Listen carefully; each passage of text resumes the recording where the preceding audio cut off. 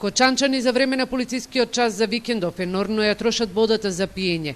Со неа се полеваат тревници, бавчи, градини, пластеници, а се перат и килими. Надлежните од комуналното претпријатие алармираат дека со нерационалната потрошувачка се доведува во прашање нормалното водоснабдување на високите зони на Кочани и населените места во услови на пандемија.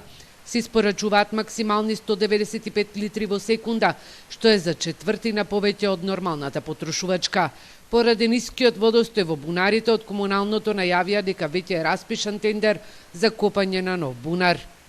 Така да ние ќе изведеме еден нов бунар, ќе направиме со капацитет до 40 до 50 литри во секунда вода, така да во тој дел ќе настојуваме да добиеме максимум. Додека во градот по куќите се троши водата како да е техничка, а не за пиење низ Кочанско поле, земјоделците се подготвуваат за сеидба на оризот, но дозволите за слободно движење низ полето се злоупотребуваат со тоа што се палат страништата. Пред неколку дена од запалено страниште ќе изгорела и куќа во селото Прибачево. Апелирам сите одговорно да се однесуваме во овој период, земјоделците да не ги злоупотребуваат дозволите за движење и да престанат да палат стрништа.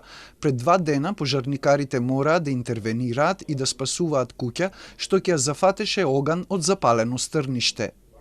Полицијата во Кочани забележала и дека во текот на вечерните часови кратците влегуваат во домовите кои се празни, а нивните сопственици се во странство. Просечно се регистрираат од 2 до 3 кражби во едно деноноќие.